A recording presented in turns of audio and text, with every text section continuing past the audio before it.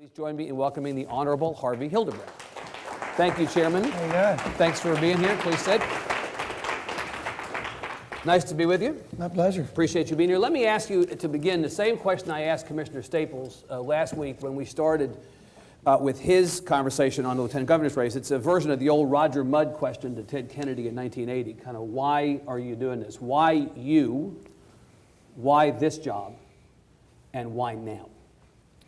Well, I've been a member of the Ways and Means Committee for 4 terms, the last 2 of which Chairman of Ways and Means. So I've had the opportunity not only to be the chief tax policy maker in the legislature, but also I've had important oversight responsibilities over the comptroller's office. Yep.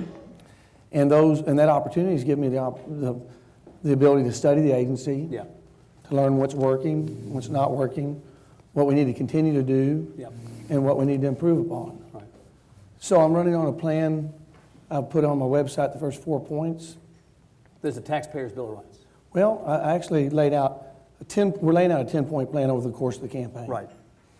And we've put the first 4 points on the website, the 4th being Texas Taxpayer Bill of Rights, which I'll talk about. Yeah. But the point is we're running on a plan.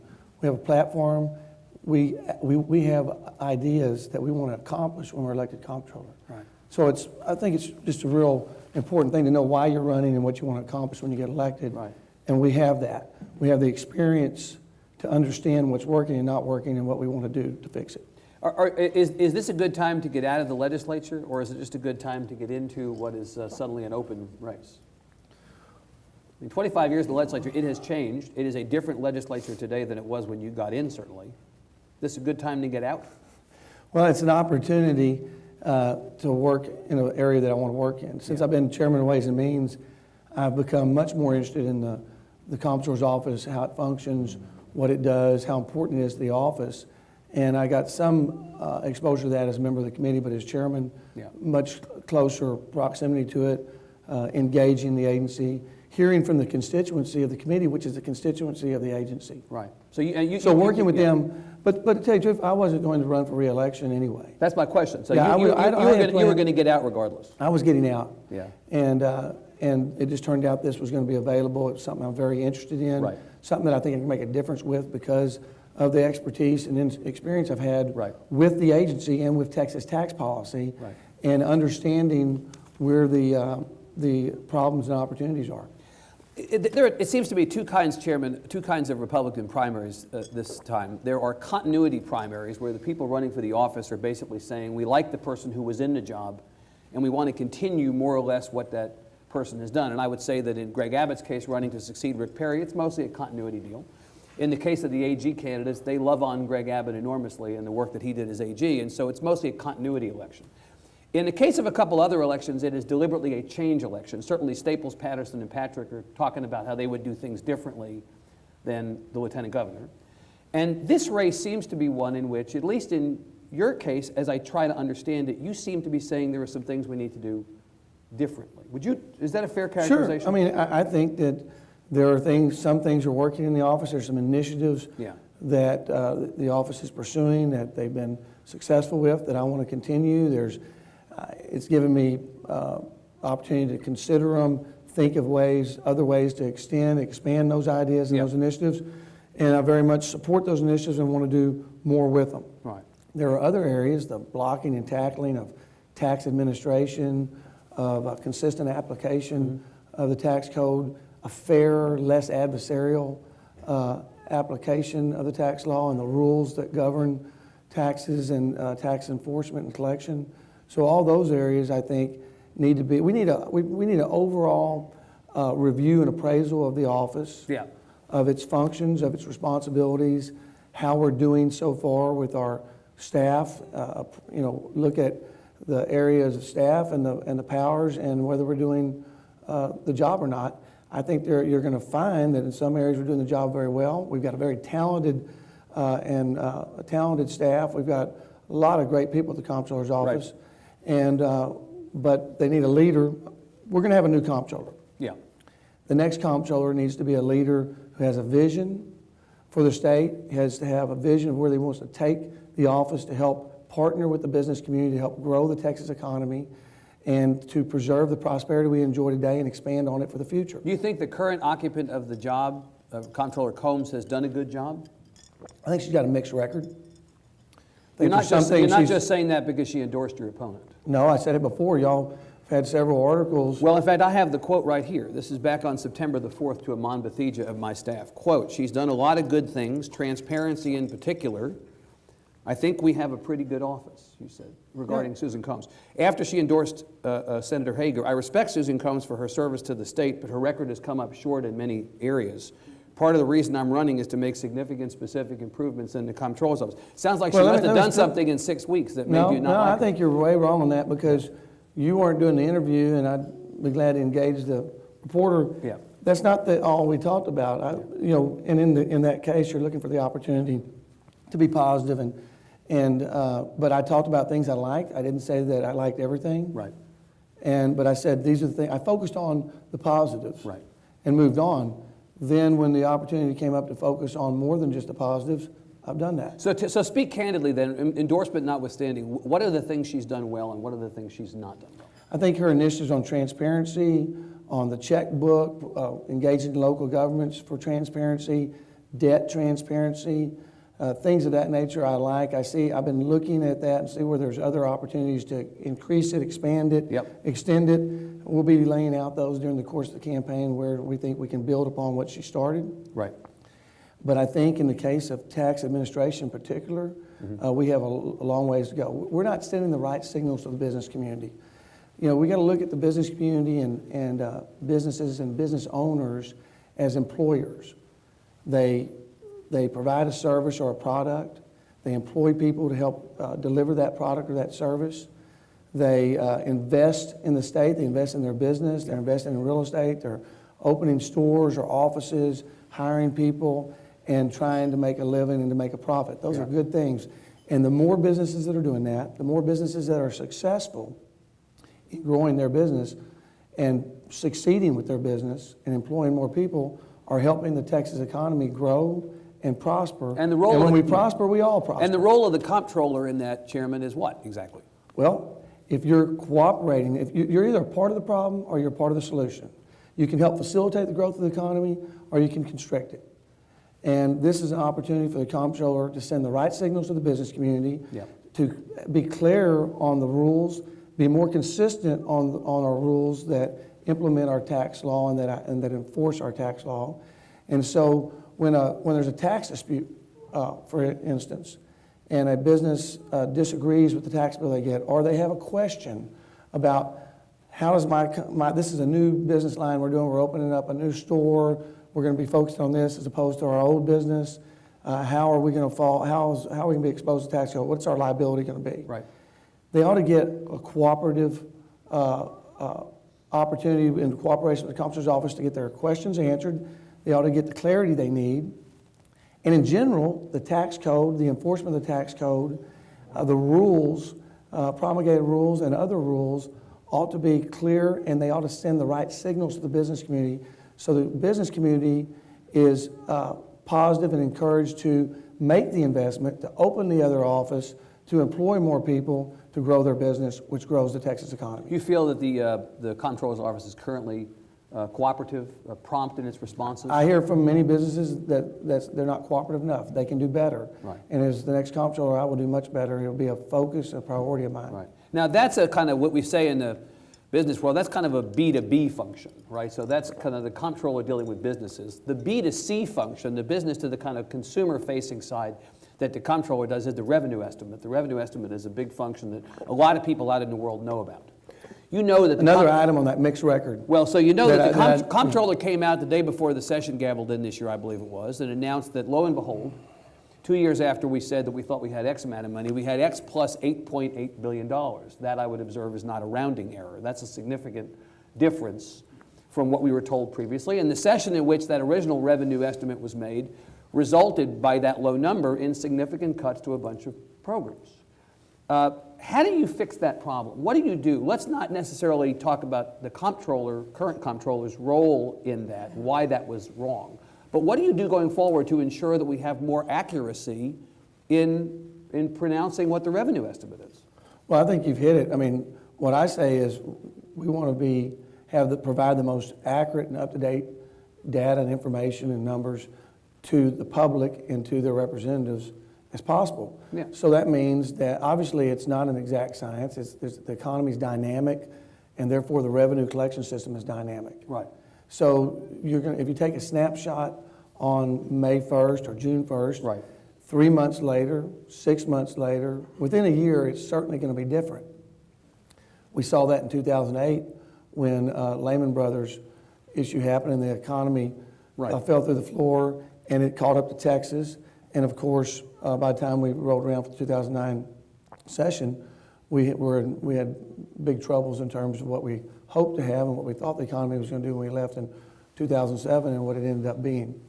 So, but what can you do to? Well, first of all, the way the process is structured, we need to review how we're coming up with those numbers. We need to look at what other options there are, what other resources we can bring to bear, whether that's information, looking at different economic indicators, looking differently at the revenue collection indicators.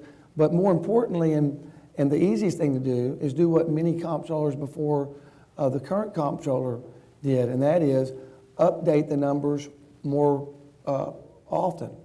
I know that the current comptroller hasn't done that as much as previous comptrollers. Yeah.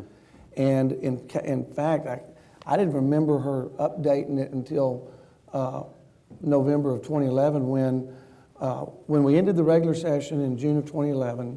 We certified the budget. We had a special session which the budget was certified, and we ended up ending the year 2 months later on August 31st with $1 billion surplus. Right. So there's one thing, obviously. And then this last session during the summer, we found out that we had $900 billion more in severance tax collection. Right. So those are two within 2 or 3 months of the session ending that were off. I'm not saying that I expect it to be exact, but obviously that's a big miss. But when the opportunity to update it this summer came because it was a statutory requirement. The time before it was voluntary, but it also was not only looking at the fact that everybody knew, at least in Austin, that we had $1 billion surplus we weren't expecting on August 31st, but in November, there was a revised BRE, and we had $2.3 billion more going forward. I guess the question I want to ask, Chairman, is this any way to run what would be the 11th largest economy in the world, just basically every 2 years to have this serious conversation about how much money we have available? You wouldn't run your business that way. You wouldn't run your business on the basis of a projection 2 years out. Why what are you not? suggesting? Well, it's been suggested that the legislature come back in the non-odd numbered and the even numbered year, the non-legislative year, and come back and sort of relook at the budget briefly and then go back home. What about that? Bad idea. Because? It works now. We've actually got the benefit of... It works now? $8.8 billion off works now? Don't mix the issues. Yeah. You're mixing the comptroller's inaccurate forecast and then inability or failure to update those forecasts on a regular basis, on a quarterly basis, on a monthly basis if necessary.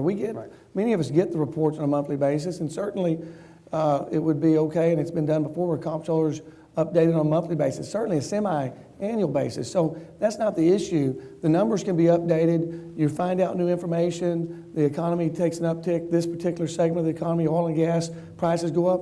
There's lots of things that would cause you to review, update.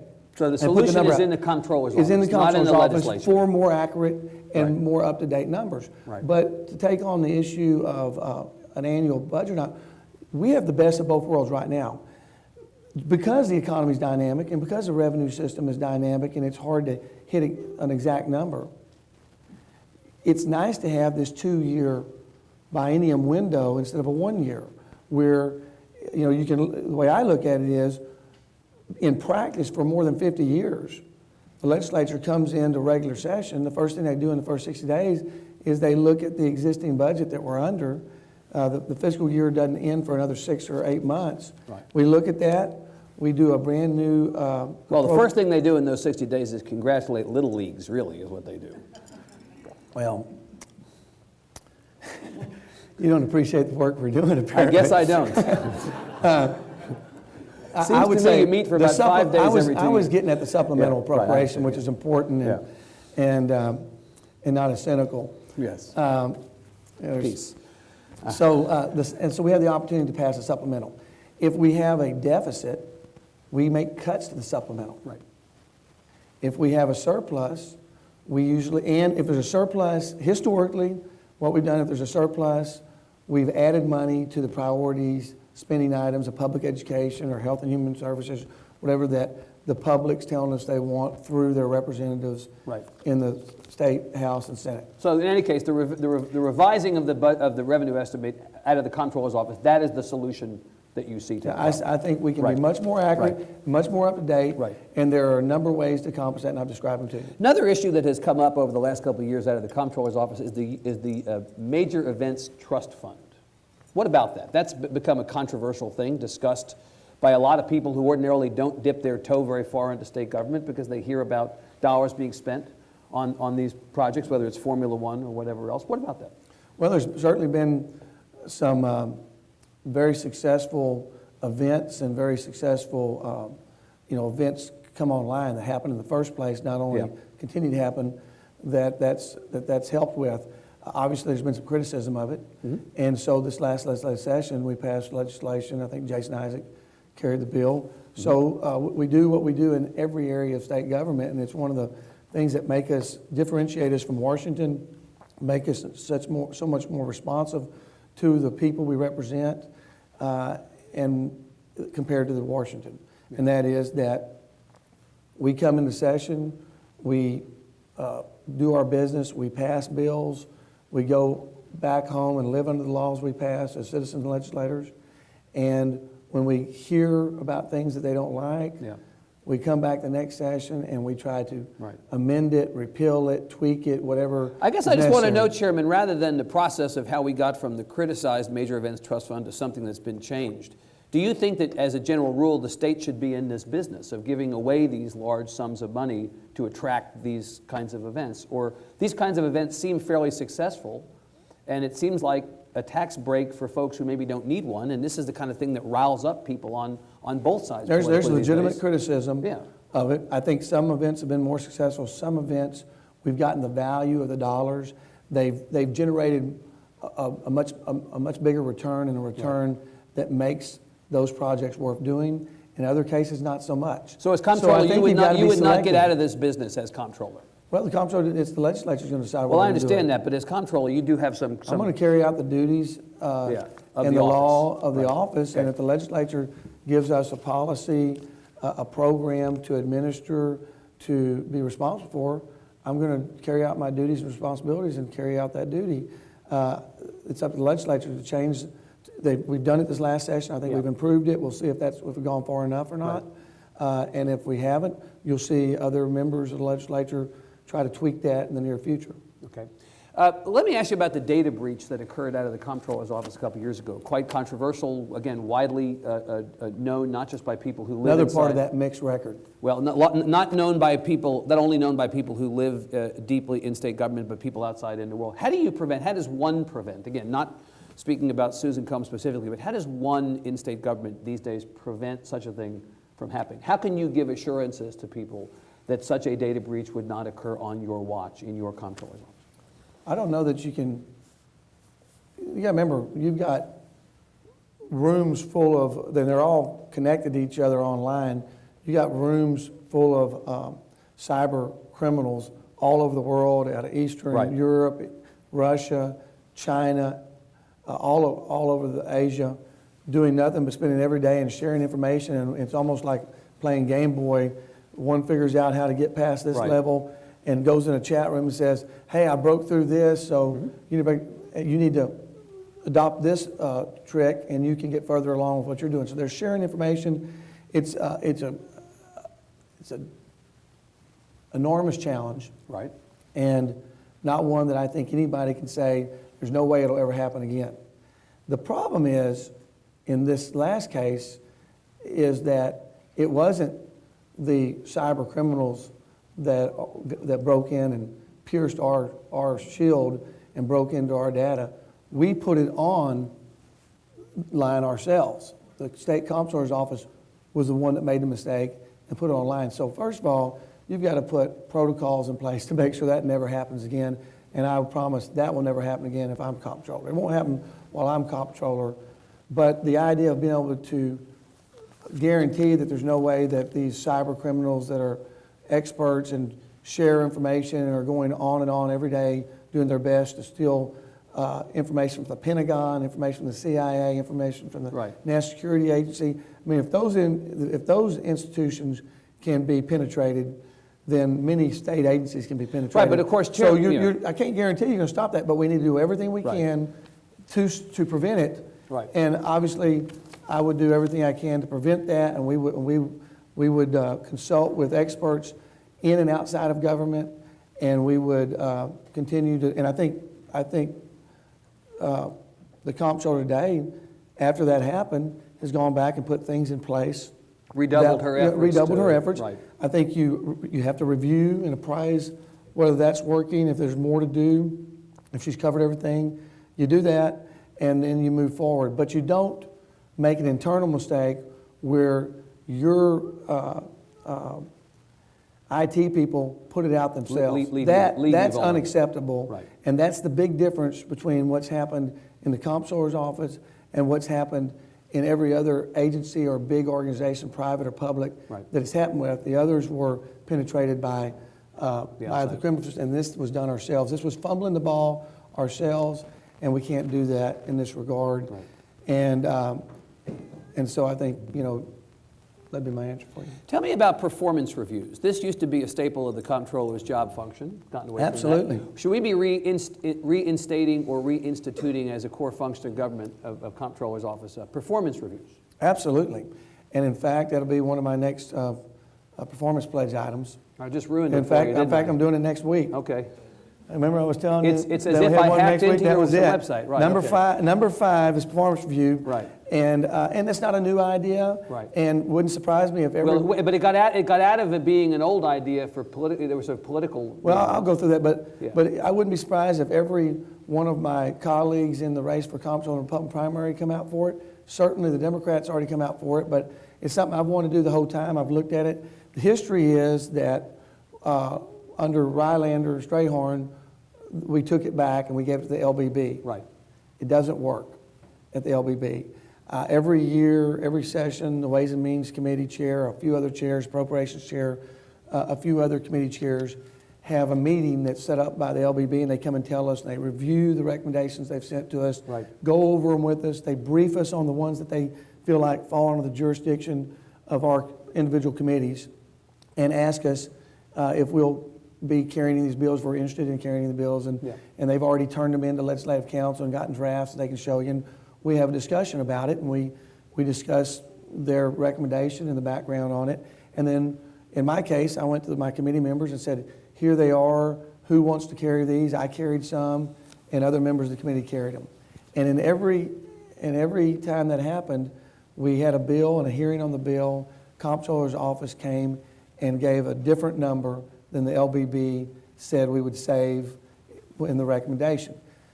Under the old program, when it was under the comptroller's office, there was a responsibility and obligation for the agency to be talking to each other. This department in research and revenue estimation to be talking to the performance review staff, and they get together, they exchange information, they meet, confer about it, and so when they make the recommendation, the amount that they project that to be saved in a particular item is you've got great confidence that's going to be the case when a fiscal note is handed to you in committee. That doesn't happen anymore. Right. Now, I don't think the comptroller's office, not only this comptroller, but previous comptrollers have been particularly accurate about fiscal notes. I think especially at the heat of the session, it's hard to get so many of them churned out and be that accurate. Normally, when we have an important bill that we need to be passed, we engage them, go back and forth. We make a tweak to the bill, a lot of times non-substantive tweak, just to give them an excuse so they can go back and fix their fiscal note, and that's what happens. So I think performance review is essential. I was here in the legislature when the very first one. Yeah. And it was a very important accomplishment. It helped the legislature to do its job. We were able to save about $2.5 billion during a $5 billion projected deficit situation. It was in '91. So this is something. We still passed. But then the Democrat leadership still passed the biggest tax bill in our history at the time. We had a Republican comptroller, Republican legislature, we would have gotten more savings and we wouldn't pass, and we would have made some cuts and wouldn't have passed the tax bill. You mentioned the fiscal notes, and we talked about the revenue estimate. I wondered to what degree you think politics infect or infuse the work of the comptroller, and should. You know, people view the comptroller's office, or in the ideal, as a non-political office. The truth teller, somebody who is the CFO of the state, somebody who is looking out for the taxpayers, looking out for the average person, and is not playing politics. There have been accusations, probably some unfair, certainly some fair, that comptrollers have been dragged into the political arena with the pronouncements they've made, either on individual piece of legislation or the overall revenue estimate, that somehow that's become a political deal. How do you avoid this becoming a political function? How will you assure Give me an people- example where, I understand you're painting a broad Well, I am. landscape that it's political, but Well, I'm tell me saying, specifically, how do 'cause you... it's not as political as Lieutenant Governor's office, not as political Well, as the governor. but many of the functions of the office are really not supposed to be associated with whoever's in power above or to the side. It's supposed to be basically, this is an honest look at the numbers, divorced from what those numbers suggest about the political environment at the moment, or whether specific people who are in office above or to the side want the number to be lower or higher. So how do you do your job? How do you do the basic Yeah. blocking and tackling Right. of the fundamental requirements of the office? Without being pressured from the outside to cook the books or to Well, skew of the course, you information. don't cook the books. Right. It's real easy. You do your job. Right. You do your job. You have, the public has input, the legislature has input, other leaders pronounce their I'll- positions in the yeah. media, sometimes in letters to other officials. I wouldn't doubt that they send letters to the comptroller, but you do your job, and your job has a political aspect to it Right. in general, but you have a responsibility to carry out the duties and obligations of the job, and that's what you do. Consequences be damned. That's how that goes. You put out Right. accurate, up-to-date information. Yeah. You give guidance to legislators when they have questions and other officials, and you carry out the fundamentals of the office, whether it's in the Treasury Department, whether it's in the tax enforcement area, whatever the area, you do your job. And when you do your job, all things will take care of themselves. Right. Talk to me about your budget vote this session. I want to understand your view of whether, from a revenue standpoint and from a spending standpoint, the state is where it ought to be. Talk about that. Well, I voted against the appropriations bill. I did did? vote for water. Yes. And there was two things about the appropriations bill. One is that it increased our individual pensions. And so that concerned me greatly to be voting for a bill that did that. Had that not been included, I would have seriously considered voting for it, but I had serious problems with, over the last 3 years, having a 26% increase in spending. Not that there weren't items that I supported, and there was items that I didn't support, like any appropriations bill. And by the way, this wasn't the first time I voted against appropriations bill. Right. I voted against, I think, the last two. Right. And I voted against a couple in the middle of my career in the House. So, but it was as simple as that. I voted against that bill because of those two reasons. Right. Didn't like the growth in spending. Obviously, we had cut spending quite a bit. The rate of spending in most areas and real spending in some areas in the 2011 session. Contraction's a good thing. Yep. You saw local school districts and and the state itself and different areas of the government save money, get more value out of the dollars we spend, carry on the same level of services, but in a more effective, efficient way. Yep. And so you don't necessarily need to fill in every cut and restore every cut Right. that you made back to the level before. That undoes what you just tried to do, and that is streamline and cut the fat out of government. So the idea to, after a cut, to increase spending that much more. Right. And when you put the period together, arguably at least some sources, including the Public Policy Foundation and the Wall Street Journal, saying it was 26% increase was too much. You understand But- that's in dispute. You It is understand, in right? dispute, it In is. fact, your own leadership, your Well- own speaker, who appointed you chairman of the Ways and Well, Means that's Committee, fine. would That's dispute fine. that was the increase in Won't be spending. the first time I disagreed with him. Right. And That wouldn't be helpful for you politically, would it, to disagree with the speaker? I disagree. I speak my mind. I'm an independent conservative. I represent my district. I represent my conscience. Yeah. And I'm going to vote and advocate and argue against the things that I believe in. So the people who say, Chairman, and I know you understand, this has been said, you've heard this, that the vote that you cast on the budget was a vote with an eye to 2014. Well, it's not. Rather than with an eye to the 2013 budget. Was the vote in 2011 a vote for 2012? Yeah. You know, no, I voted, I think if you look at it, I know I voted against the last two. I think I voted against 4 appropriations bills through the years, and it was tempted to vote against several more. Yeah. But in this case, the pension was the biggest issue, and you know, Glenn Hager voted for it. He voted to increase his pension. He voted for 26% increase in spending from most of the conservative groups, some of which are supporting him, what they called for. Well, but I want to ask you about that. So to the conservative groups who are supporting them, so you say you cast a very conservative vote on the budget. I know you believe that you felt like spending had gone up so much. One of the groups that is often pronouncing judgment on the work of legislators in this area is Texans for Fiscal Responsibility. This is the Michael Quinn one of the Michael Quinn Sullivan-led groups, which gave you a D as your grade in the 2013 on the 2013 scorecard. They've endorsed. I guess it was a D plus because it was a 68.5. Let me round up. It's a D plus. Yeah, Awesome. well, it was a D plus. And the important thing is Glenn Hager got 4 points more, 72.5. So he got a C minus, and I got a D plus. But they've endorsed Mr. Hager as opposed to endorsing you. Yet you believe you cast the more conservative vote on the budget than Senator Hager. Can you explain why? If you look at more groups, and you'll see other groups. These guys hate everybody. Why would they have supported him over you if he voted for the budget? Well, they apparently dislike me more, and that probably is because I'm a chairman in the House. They do tend to be after House chairs. They make it out that your first name is Strauss-appointed Chairman Harvey Hildebrand. I guess so, but there's clearly one aspect of it. Yeah. And the fact is, I think I voted a whole lot with them. I voted a whole lot with them last session. I had about a 77 or C plus the session before. But since I became chairman under Strauss, my score has gone down each time. And I voted on all the big issues, all the issues I was aware of that I agreed with, and I didn't agree with them every time, but a lot of times I expected a higher score. I agreed with them a lot. Well, let's just call it a gentleman's D plus. How about that? Well, the point is, I thought I would have scored higher than that with the votes that I was aware of casting that I knew we were in agreement on. Right. But obviously, I knew there was votes that I cast that we were in disagreement on, and we just disagreed.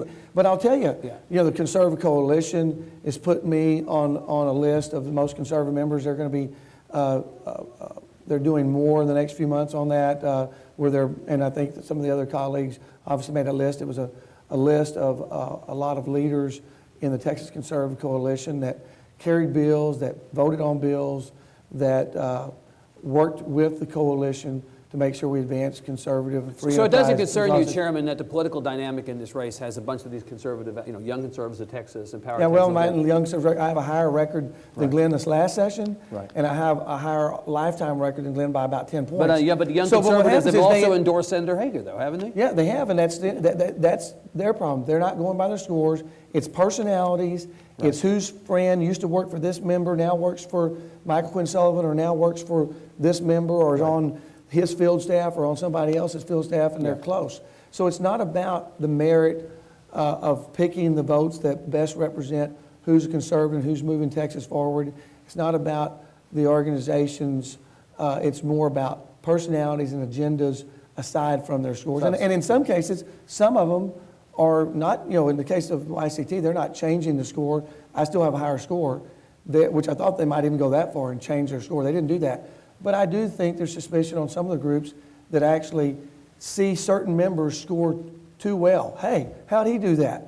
He got an 85, he got a 90, we can't have that. We don't want him to score well. And they do things to take votes off the list and put new votes on the list that are obscure votes to make sure that they're members, they game it to make sure that certain members do better than other members. No question about it. A couple of additional political questions before we go to the audience. So, are you going to have enough money in this race to be sufficiently competitive? Oh, am I? Oh, are you? I'm very excited about that. Fundraising is going fantastic. Is it going well? Really well. Yeah. And obviously, there's two candidates that have appeared to have the most resources. You and Senator Hager. Right. Yeah. And I feel very good. We're ahead of schedule. Right. Feel very good. I mean, let me tell you about that, because there's a couple of legs to the stool, and there's really going to be probably 3 legs of the stool that we're working on. One that I won't reveal yet because I'm still working on it, but I Okay. feel like it's got great potential. But the first two are coming along. There's probably 24 of the leading businessmen and women in the state who are donors to statewide offices, have been leaders either in making their own personal contributions and leaders in the business community, or they have helped with their networks raise money from their associates and peers in the business community in their particular areas. And we have about 24 of them on our side right now. That list is growing. We'll have at some point, we'll be releasing when we think it's best, really when more people are focused on the race, probably starting in January. Yep. We'll start to release more of this information. We'll release some of it now, but point is we've got some very important, prominent business people who have contributed to the campaign, who have helped us raise money, and they're committed to my race. In fact, Roy Bailey is my state finance chair. There are others that have been close to Roy and other campaigns that are supporting me. We feel very good about the business leaders that we're attracting. But the oil and gas industry in particular, you know, I think if you're anti-fracking, you're anti-oil and gas. If you're anti-oil and gas, you're anti-Texas.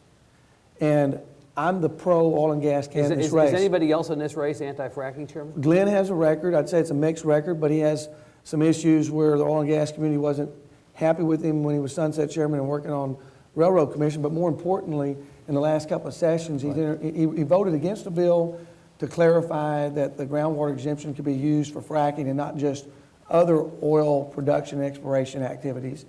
And that was 2011. Then he came back and raised the ante and carried the opposite bill to clarify that it didn't include it. So instead of leaving it alone, he carried a bill to clarify that the groundwater exemption for oil and gas did not include, could not be used for fracking. So you think and so if you're trying to, you know, take water away from fracking or make it more difficult to get a permit, or I mean, more difficult to have access to water, you're slowing down the activity. And without fracking, the oil and gas community and the success of that industry in Texas would not be what it is. And without it, Texas would not be where it is today as the most prosperous state in the country.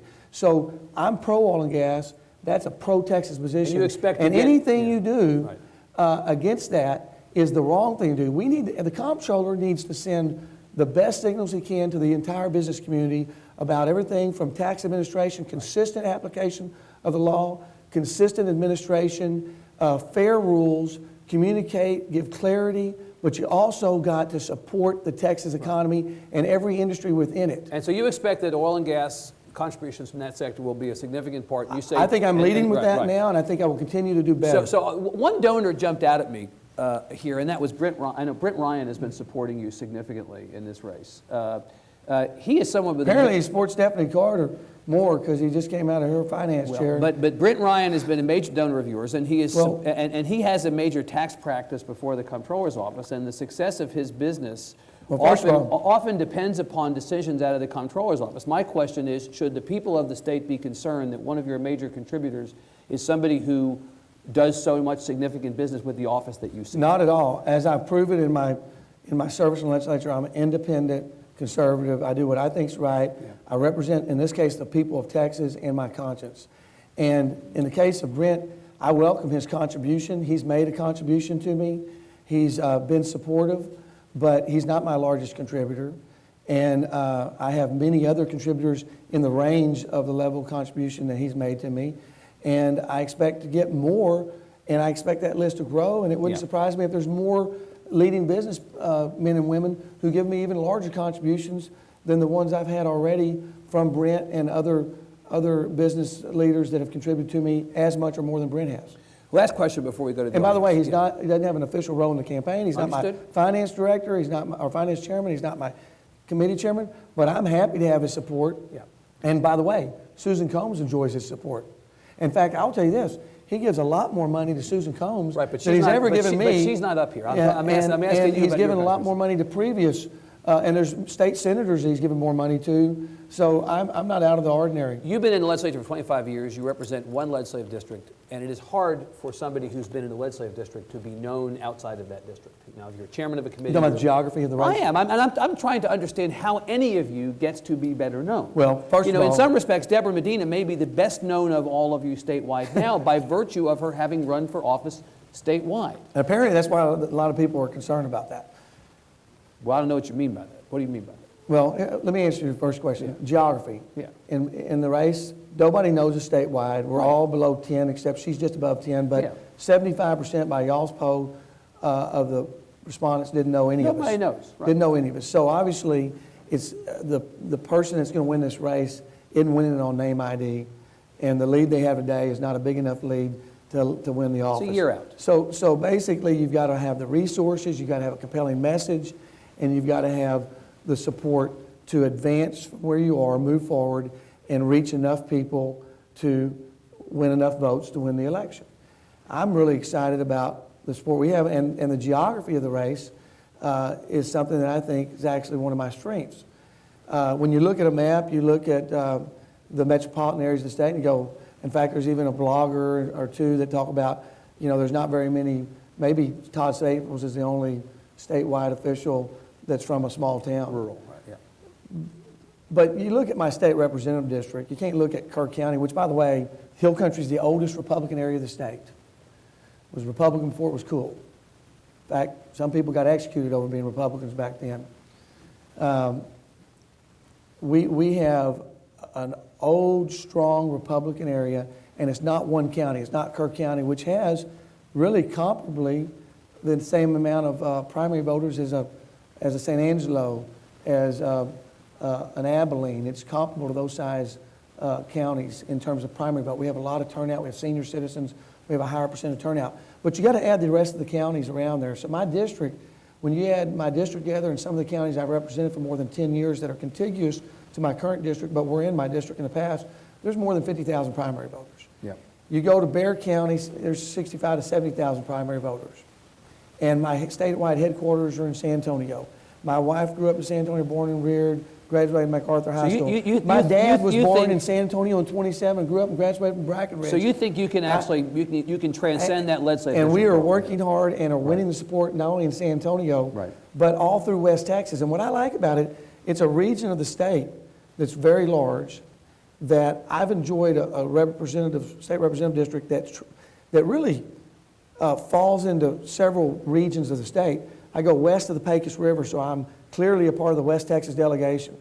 I'm also in the Hill Country, so I'm the Hill Country delegation. I'm in the Central Texas delegation. So you're already I'm an statewide. extension of San Antonio, and I'm South Texas. You're already a statewide elected advantage. official. All right. It works to my advantage. All right.